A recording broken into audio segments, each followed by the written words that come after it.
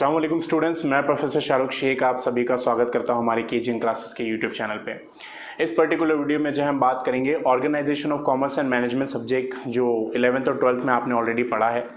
तो जो 12th के बेसिस पे यहाँ पे इस पर्टिकुलर वीडियो में 12th का जो ओसी का सिलेबस है उसको मैं यहाँ पे कवर करने की कोशिश करूँगा। मैं कोशिश करूँगा कि आपको नंबर ऑफ चैप्टर्स बता सकूँ और उन पर्टिकुलर चैप्टर्स में क्या क्या चीज़ें आपको पढ़नी होगी, क्या क्या उसके चैप्टर्स होंगे और उन चैप्टर्स के अंदर इंडिविजुअल क्या क्या कॉन्सेप्ट आप पढ़ेंगे उसके बारे में इस वीडियो में हम बात करेंगे।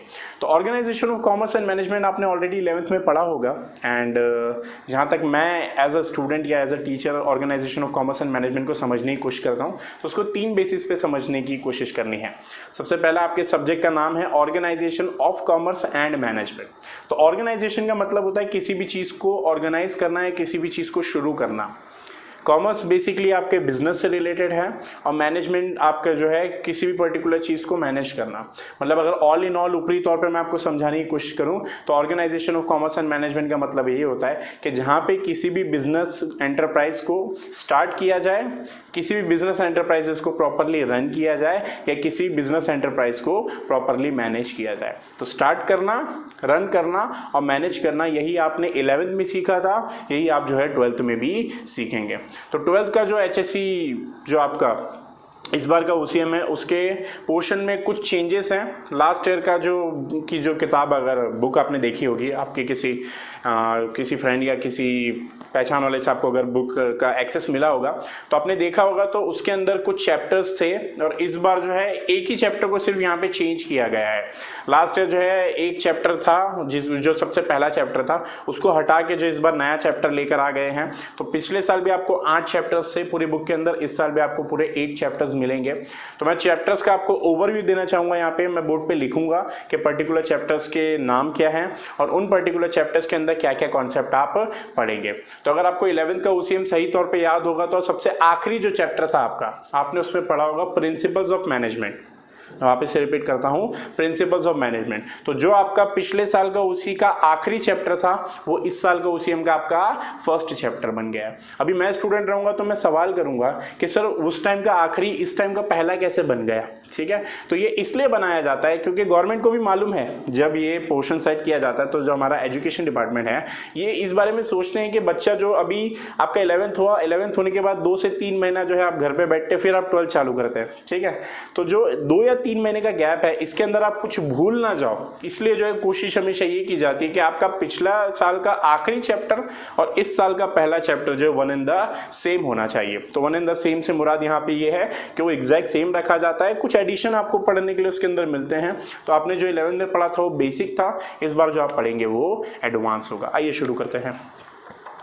तो सबसे पहला चैप्टर में यहाँ पे लिखना, मैं एक एक जो है चैप्टर्स का यहाँ पे नाम लिखूंगा और आपको एक्सप्लेन करता रहूंगा कि उस पर्टिकुलर चैप्टर में आप क्या क्या चीजें सीखेंगे। तो सबसे पहला चैप्टर है हमारा प्रिंसिपल्स ऑफ मैनेजमेंट।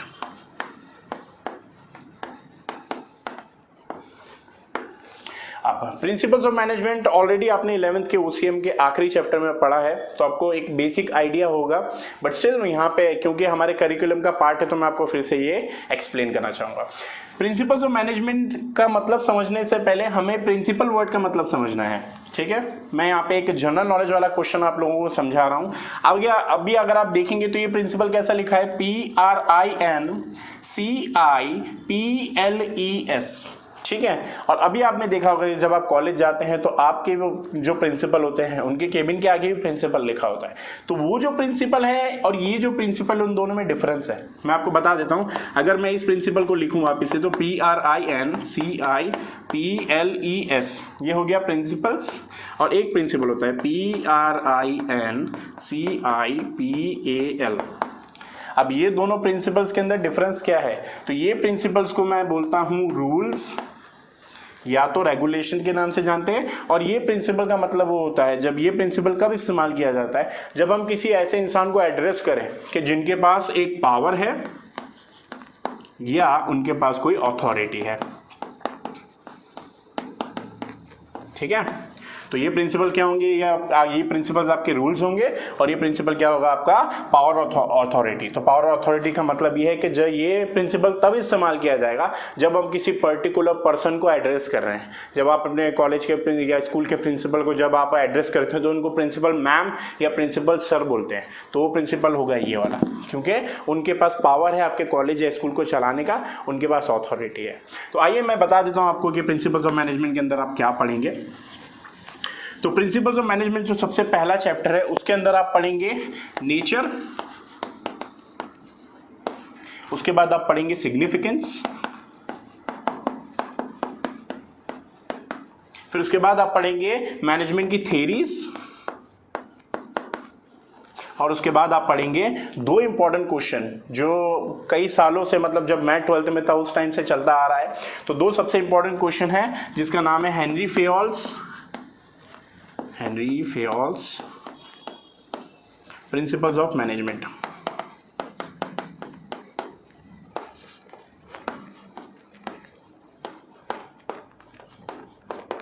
तो ये एक पार्ट हो गया आपका इंपॉर्टेंट क्वेश्चन का, और दूसरा पार्ट होगा आपका FW Taylor's scientific principles of management. तो FW Taylor's scientific principles of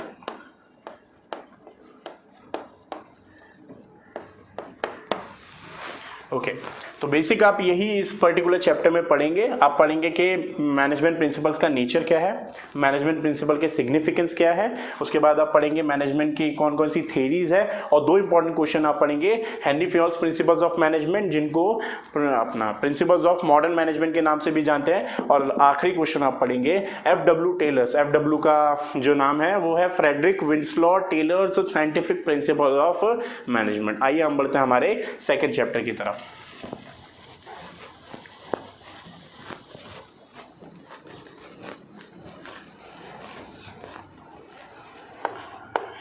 तो हमारा सेकंड चैप्टर है फंक्शंस ऑफ मैनेजमेंट।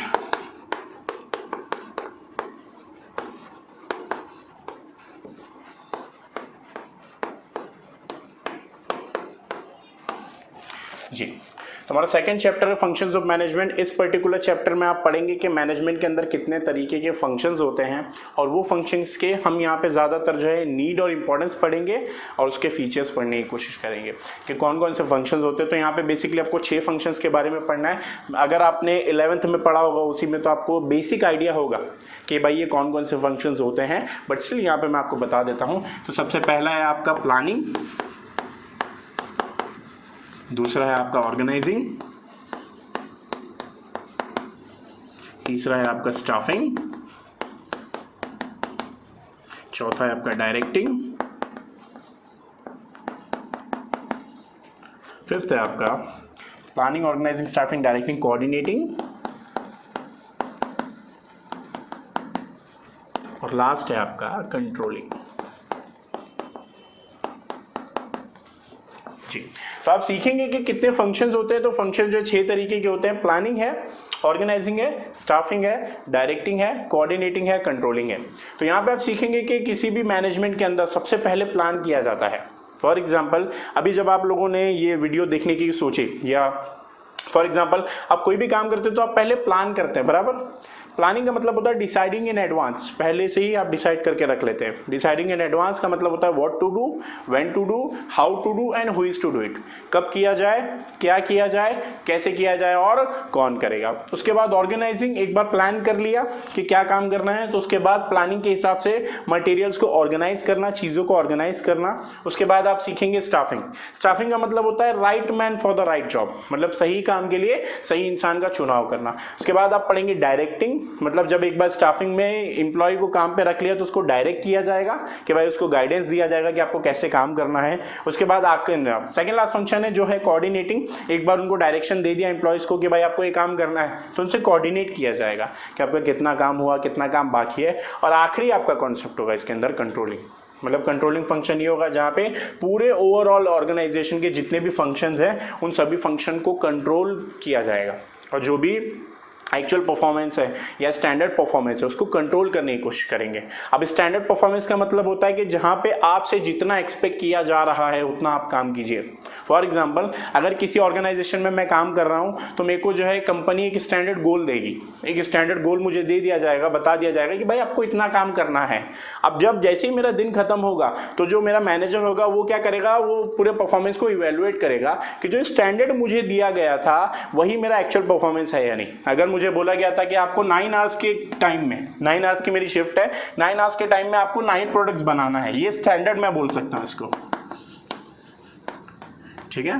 तो ये स्टैंडर्ड हो गया। तो 9 आवर्स में 9 प्रोडक्ट बनाना स्टैंडर्ड है। अब हो सकता है कि 9 आवर्स के अंदर या तो मैंने 9 प्रोडक्ट्स बनाए हो या उससे कम बनाए हो या उससे ज़्यादा बनाए हो। तो अगर मैं सिर्फ 9 बनाऊंगा तो मेरा जो परफॉर्मेंस है स्टैंडर्ड कहलाएगा। अगर मैं 10 प्रोडक्ट बना रहा हूं तो एक्सपेक्टेड कितना था, 9 था, आया कितना, 10 आया, एक ज्यादा आया तो यहाँ पे जो है ये एक सरप्लस के नाम, मतलब सरप्लस बोला जाएगा, मतलब मेरा परफॉर्मेंस जो अच्छा है, सरप्लस परफॉर्मेंस है। और अगर मैं 9 की जगह 9 स्टैंडर्ड है, अगर मैं जो है 9 आवर्स के अंदर 8 प्रोडक्ट्स बना रहा हूँ तो यहाँ पे कितना कम है, 1 कम है, तो वो जो 1 है वो डेफिसिट कहलाएगा। तो ये सारा जो ये स्टैंडर्ड और एक्चुअल है ये कहाँ पे आएगा, ये आपको कंट्रोलिंग में देखने के लिए मिलेगा। आइए हम बढ़ते हैं हमारे थर्ड चैप्टर की तरफ।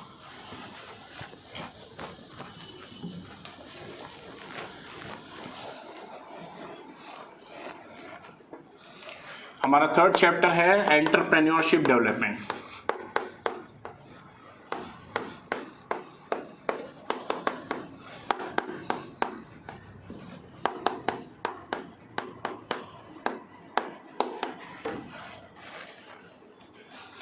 जी, आइए बढ़ते हैं हमारे थर्ड चैप्टर की तरफ जिसका नाम है एंटरप्रेन्योरशिप डेवलपमेंट। तो एंटरप्रेन्योरशिप डेवलपमेंट में आप पढ़ेंगे कि कितने मतलब जो एंटरप्रेन्योरशिप डेवलपमेंट के टूवर्ड्स गवर्नमेंट क्या कर रही है। सबसे पहले आप 3 कॉन्सेप्ट के ऊपर ध्यान देंगे। आप पढ़ेंगे कि एंटरप्रेन्योर क्या होता है,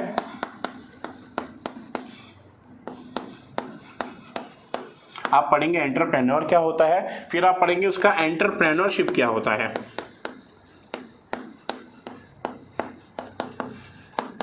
और फिर आखिरी में आप पढ़ेंगे कि एंटरप्राइज क्या होती है।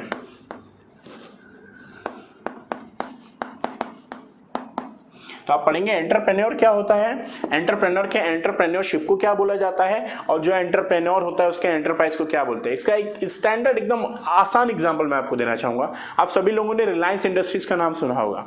तो जो रिलायंस इंडस्ट्री चलाते हैं अनिल अंबानी, तो एंटरप्रेन्योर कौन हो गए, अनिल अंबानी हो गए।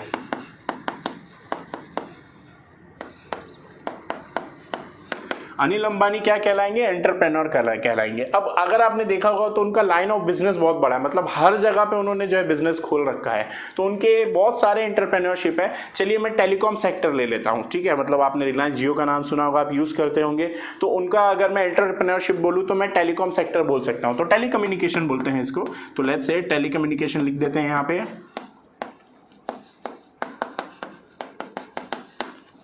तो एंटरप्रेन्योर कौन हो गए, अनिल अंबानी हो गए, ठीक है। उनका एंटरप्रेन्योरशिप क्या हो गया, टेलीकम्युनिकेशन हो गया। और उनके एंटरप्राइज का नाम, तो आप जो सिम कार्ड यूज करते हैं पहले रिलायंस, अब क्या हो गया है, वो जियो हो गया है। तो जियो जो है उनके एंटरप्राइज का नाम है। तो ये 3 आप बेसिक चीज पहले आप सीखेंगे। फिर आप सीखेंगे कि एंटरप्रेन्योर कौन होता है, एंटरप्रेन्योर के फीचर्स क्या होते हैं, उसके फंक्शंस क्या होते हैं, और आखिरी कॉन्सेप्ट आप इसके अंदर सीखेंगे कि गवर्नमेंट एंटरप्रेन्योरशिप डेवलपमेंट को लेके क्या क्या चीजों पे काम कर रही है। आइए बढ़ते हैं हम लोग हमारे 4th चैप्टर की तरफ।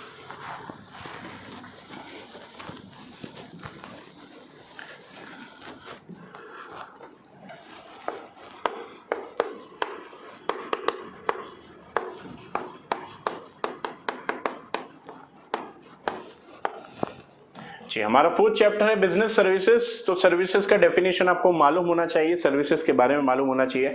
बिजनेस के बारे में तो आपने ऑलरेडी 11th स्टैंडर्ड में सीख लिया होगा, सर्विसेज के बारे में भी आपने सीखा होगा, बट स्टिल मैं आपको एक ऊपरी तौर पर बताना चाहूंगा कि बिजनेस का मतलब होता है buying and selling of goods and services. Business का मतलब क्या होता है, buying and selling of goods and services. तो यहाँ पे बाइंग एंड सेलिंग समझ में आ गया, गुड्स समझ में आ गया, सर्विस समझते हैं। अब मैं गुड्स भी अगर आपको बता दूं तो अगर आप ये वीडियो अगर आप मोबाइल पे देख रहे हैं तो मोबाइल आपका गुड्स है, अगर आप ये वीडियो लैपटॉप या कंप्यूटर पे देख रहे हैं तो कंप्यूटर आपका गुड्स है, अगर आप ये वीडियो को टीवी पे देख रहे हैं तो आपका गुड्स है। लेकिन ये वीडियो को देखने के लिए आपको क्या चीज़ की ज़रूरत है? इंटरनेट की ज़रूरत है। तो इंटरनेट जो अगर आप इस्तेमाल करें तो क्या कहलाएगा? वो सर्विसेज कहलाएगा। अब गुड्स और सर्विसेज के बीच में डिफरेंस क्या होता है? गुड्स और सर्विसेज के बीच में सबसे बेसिक डिफरेंस यही है कि गुड्स जो होते हैं, ठीक है, गुड्स को आप देख सकते हैं, ठीक है, गुड्स को आप टच कर सकते हैं और गुड्स को आप फील कर सकते हैं। तो the things which can be seen, the things which can be touched और the things which can be felt.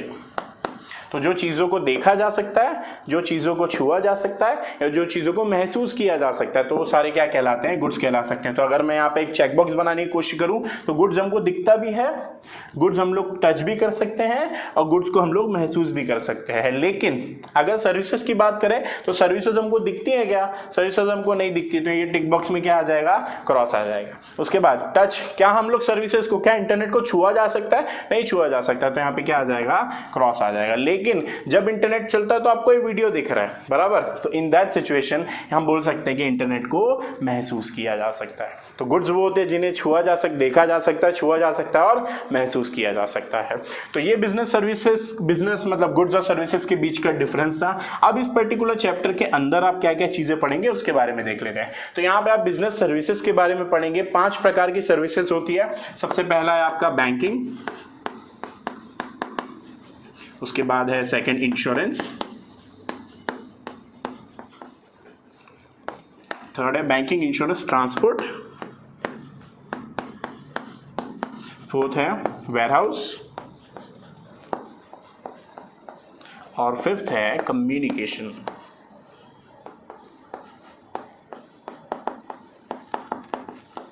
जी, तो ये अलग अलग प्रकार की बैंकिंग बिजनेस सर्विसेज है। अगर आपको याद हो तो आपने ओसीएम के चैप्टर नंबर 1 में पढ़ा होगा ट्रेड और एड्स टू ट्रेड। तो जो एड्स टू ट्रेड होता है वो यही सारे आपको मिलेंगे। अगर आपके पास 11th की बुक है तो आप जाके चेक कीजिएगा कि उसके अंदर आपको यही सारी सर्विसेज मिलेगी और इसके साथ एडिशनल आपको एक एक्स्ट्रा सर्विस मिलेगी जिसको मर्केंटाइल एजेंट बोलते हैं। तो यहाँ पे हम सीखेंगे बैंकिंग क्या होता है, कितने प्रकार के बैंक्स होते हैं, अलग अलग बैंक्स के क्या क्या फंक्शंस होते हैं, मतलब बैंक क्या क्या काम करती है। उसके बाद आप सीखेंगे इंश्योरेंस क्या होता है, इंश्योरेंस के कितने प्रकार होते हैं, इंश्योरेंस कैसे काम करता है, और एक इंपॉर्टेंट क्वेश्चन पढ़ेंगे जिसका नाम है प्रिंसिपल्स ऑफ इंश्योरेंस। उसके बाद आप पढ़ेंगे ट्रांसपोर्ट, कितने प्रकार के ट्रांसपोर्ट होते हैं, उनके क्या क्या फीचर्स होते हैं, उनके क्या क्या यूजेस होते हैं। उसके बाद आप आखिरी सेकंड लास्ट पढ़ेंगे वेयरहाउस। आप पढ़ेंगे कि वेयरहाउस क्या होता है, वेयरहाउस के कितने प्रकार होते हैं और क्या क्या काम करता है एक वेयरहाउस। और आखिरी में आप पढ़ेंगे कम्युनिकेशन, क्योंकि इसमें भी आप पढ़ेंगे कितने प्रकार के कम्युनिकेशन होते हैं और उन कम्युनिकेशन का क्या क्या यूजेस होता है। आइए बढ़ते हैं आगे।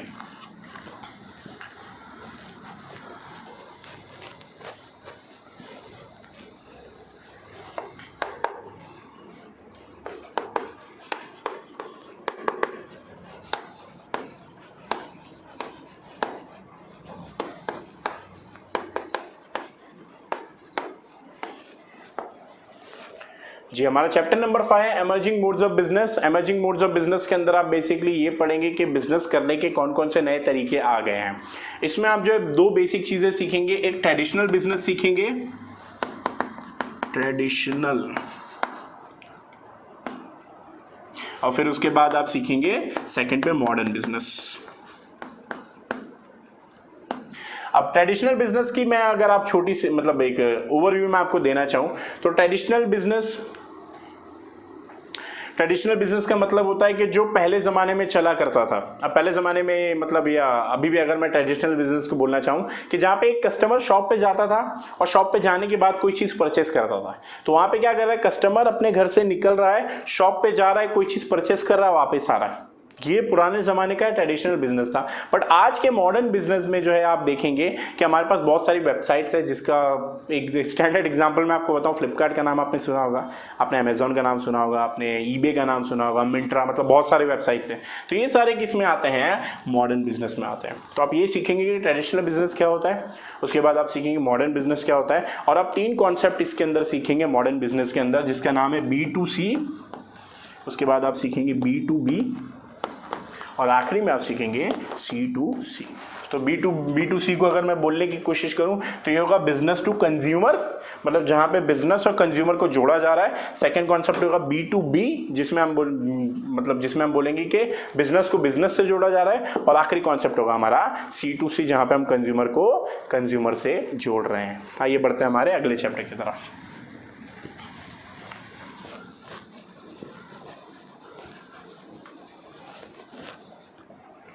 तो हमारा 6th चैप्टर है सोशल रिस्पॉन्सिबिलिटीज ऑफ बिजनेस। तो यहाँ पे आप सीखेंगे कि एक बिजनेस की जो सामाजिक जिम्मेदारियां क्या क्या होती है। अगर आप देखेंगे तो एक बिजनेस जो है हमारी सोसाइटी में प्रिवेल करता है, ठीक है। तो हमारी सोसाइटी के अंदर बिजनेस जो है सिचुएटेड है, प्रिवेल करता है। अब ये सोसाइटी के अंदर आपको बहुत सारे लोग मिलेंगे। इस सोसाइटी में आपको सबसे मेन इंपॉर्टेंट मिलेंगे कंज्यूमर्स, जो आपका प्रोडक्ट्स लेके जो है इस्तेमाल करेंगे, मतलब बिजनेस का प्रोडक्ट लेके इस्तेमाल करेंगे। उसके बाद आपको मिलेंगे इसमें इन्वेस्टर्स जो नॉन सिक्योरिटीज या सिक्योरिटीज दोनों के अंदर इन्वेस्ट करेंगे। उसके बाद आपको मिलेंगे शेयर होल्डर्स का दूसरा नाम जो है ओनर्स भी होता है, जो बेसिकली कंपनी के शेयर्स में इन्वेस्ट करते हैं। शेयर का जो कॉन्सेप्ट है आपको सेक्रेटरियल प्रैक्टिस के सब्जेक्ट के अंदर और डीप वे में जो समझाया जाएगा। तो आपको जो स्टे ट्यून्ड रहना है, ताकि एसपी का जब तक हमारी सीरीज आती है आप उसके अंदर शेयर होल्डर सीखेंगे। तो कंज्यूमर आपको मिलेंगे, इन्वेस्टर मिलेंगे, आपको शेयर होल्डर्स मिलेंगे। उसके बाद आपको गवर्नमेंट मिलेगी, हमारी सरकार। इसके बाद आपको जो है जनरल पब्लिक मिलेगी, मतलब आम जनता। तो इस पर्टिकुलर चैप्टर में हम ये सीखेंगे कि एक बिजनेस की सामाजिक जिम्मेदारियां कस्टमर के टुवर्ड्स क्या होती है, कंज्यूमर के टुवर्ड्स, उसके बाद इन्वेस्टर के टुवर्ड्स क्या होगी। फॉर एग्जांपल अगर कंज्यूमर है, अगर आप एक उपभोक्ता हैं, आप एक कंज्यूमर है, तो आप क्या एक्सपेक्ट करते हो कि अगर आप किसी बिजनेस से कुछ चीज खरीद रहे हो तो आपको सही मिलना चाहिए। तो बिजनेस की जिम्मेदारी क्या होगी कि आपको सही प्रोडक्ट वो प्रोवाइड करे। तो ये यहाँ पे आप सीखेंगे। फिर आप सीखेंगे कि जो इन्वेस्टर कंपनी के अंदर इन्वेस्ट करते हैं, बिजनेस के अंदर इन्वेस्ट करते हैं, तो बिजनेस की उनके टुवर्ड्स क्या सामाजिक जिम्मेदारी है। उसके बाद शेयर होल्डर के टुवर्ड्स, गवर्नमेंट के टुवर्ड्स अगर बोलेंगे तो टाइमली पेमेंट ऑफ टैक्सेस होना चाहिए। और अगर कोई महामारी चल रही है या कोई तकलीफ है हमारे जो देश में चल रही है, जैसा अभी आपने देखा होगा जो रिसेंटली अभी ट्रेंड चल रहा है कोरोना वायरस वाला, तो उस टाइम पे बिजनेस की सामाजिक जिम्मेदारी ये है कि वो हमारी सरकार की मदद करे, हमारी गवर्नमेंट की मदद करना चाहिए। और लास्ट है जनरल पब्लिक। तो अगर बिजनेस आपने देखा होगा कहीं पे सिचुएटेड है, तो बिजनेस के आसपास बहुत आपने देखा होगा बहुत ज्यादा ट्रैफिक जाम होता है, तो ये जनरल पब्लिक के टुवर्ड्स है। तो वो पब्लिक जो है आपका मतलब बिजनेस का प्रोडक्ट नहीं खरीदती है, तो उस पब्लिक के टुवर्ड्स बिजनेस की क्या सामाजिक जिम्मेदारी है। उसके बाद अगर आप देखेंगे कि एयर पॉल्यूशन, मतलब नॉइस पॉल्यूशन या वाटर पॉल्यूशन, तो ये सारी जो है जनरल पब्लिक के टुवर्ड्स एक बिजनेस की सोशल रिस्पॉन्सिबिलिटी होती है। आइए बढ़ते हैं हम लोग हमारे अगले चैप्टर की तरफ।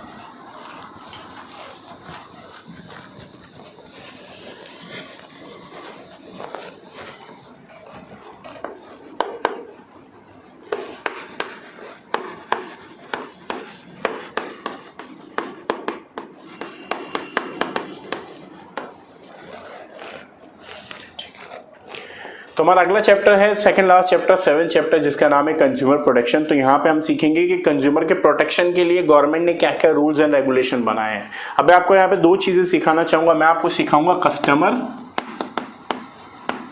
और कंज्यूमर। अब आपने ये दोनों वर्ड्स तो सुने होंगे कि भाई कस्टमर कौन होता है, कंज्यूमर कौन होता है, लेकिन क्या आपको इन दोनों के बीच का डिफरेंस मालूम है? जरा सोचने की कोशिश कीजिए कि भाई कस्टमर किसको बोलते हैं और कंज्यूमर किसको बोलते हैं। ठीक है, अब मैं आपको बताता हूं कि कस्टमर कौन होता है, कंज्यूमर कौन होता है। बेसिकली कस्टमर वो होता है जो प्रोडक्ट को परचेज करता है। A person who buys the product becomes a customer. तो जिस कस्टमर ने प्रोडक्ट को परचेज किया, वो बाय किया, वो जो है कस्टमर बन जाएगा। अब कस्टमर कंज्यूमर के बीच में डिफरेंस क्या है? तो जो कस्टमर या जो पर्सन जो है गुड्स को इस्तेमाल करेगा, जब उस गुड्स का यूज करेगा, तो वो क्या कहलाएगा? कंज्यूमर कहलाएगा। तो आप सीखेंगे कि कस्टमर और कंज्यूमर क्या होता है, जैसा मैंने आपको बताया। उसके बाद हम सीखेंगे इसमें राइट्स ऑफ कंज्यूमर कि कंज्यूमर के क्या क्या अधिकार है। उसके बाद हम ये देखेंगे कि गवर्नमेंट ने क्या क्या रूल्स एंड रेगुलेशंस बना के रखे हैं। एक कस्टमर के साथ अगर गलत होता है, मतलब अगर आप एज ए कस्टमर, अगर आप एक कस्टमर हैं, अगर आपके साथ कोई चीज़ गलत हुई है, तो आप उस चीज़ को कैसे रिड्रेस करवा सकते हैं, मतलब किस तरीके से आप जो है उस पर्टिकुलर चीज़ में अपने आप को सेफगार्ड कर सकते हैं। अगर आपने कोई प्रोडक्ट लिया और प्रोडक्ट खराब हो गया, अगर वो इन वारंटी खराब हुआ, इन वारंटी खराब होने के बावजूद वो बाय डिफॉल्ट मतलब अपने अपने आप खराब हुआ, आपकी गलती से खराब नहीं हुआ। और अगर आप उस पर्टिकुलर प्रोडक्ट को लेके सर्विस सेंटर में जाते हैं या कंपनी के पास जाते हैं और कंपनी डिनाई कर देती है कि नहीं भाई हमने इसको बना के नहीं देंगे, तो एट दैट टाइम आपके साथ गलत हो रहा है। तो वो गलत के खिलाफ जो है आप किस तरीके से सही एक सॉल्यूशन पा सकते हैं, वो इस पर्टिकुलर चैप्टर में हम सीखने की कोशिश करेंगे। आइए बढ़ते हैं हमारे आखिरी चैप्टर जिसका नाम है मार्केटिंग। आइए देखते हैं।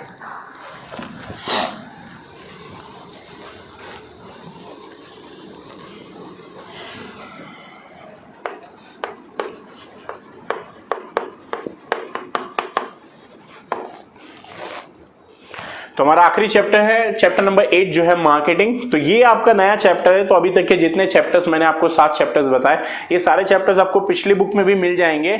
और इसके अलावा जो 8वां चैप्टर था वो था फॉर्म्स ऑफ बिजनेस ऑर्गेनाइजेशन, वो सबसे पहले नंबर पे था, बट स्टिल उसको हटा के जो है ये नया चैप्टर इस साल के 2020 और 21 के करिकुलम में जो है ऐड किया गया है। तो इस पर्टिकुलर चैप्टर में आप सीखेंगे कि मार्केट क्या होता है, मार्केट का आप सीखेंगे। उसके बाद आप सीखेंगे टाइप्स ऑफ मार्केट,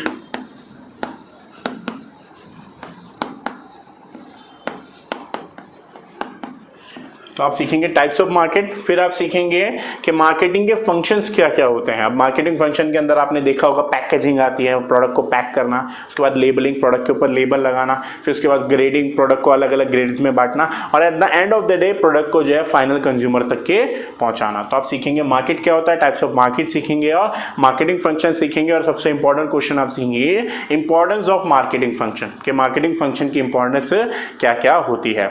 तो इस पर्टिकुलर कॉन्सेप्ट के साथ मैं जो है यहाँ की वीडियो को यहाँ पे फिनिश करने की कोशिश करूँगा। अगर आपको हमारा वीडियो पसंद आए तो उसको लाइक कीजिए। अगर आप हमारे चैनल पे नए हैं तो हमारे चैनल को सब्सक्राइब कीजिए। अगर आपने ऑलरेडी सब्सक्राइब किया है तो बेल आइकन को प्रेस करना ना भूलें, ताकि जब भी कोई नया वीडियो हमारी तरफ से आए तो आपको उसको नोटिफिकेशन मिल जाए। और अगर हमारे इस वीडियो के रिलेटेड आपको कोई भी डाउट है तो आप नीचे कमेंट सेक्शन में लिख सकते हैं, हम कोशिश करेंगे उसका जवाब देने की। मैं प्रोफेसर शाहरुख शेख आप सभी से विदा लेता हूँ। तब हम मिलेंगे अगले वीडियो में, तब तक के आप इंतजार कीजिए। ध्यान रखिए अपना। अल्लाह हाफिज़।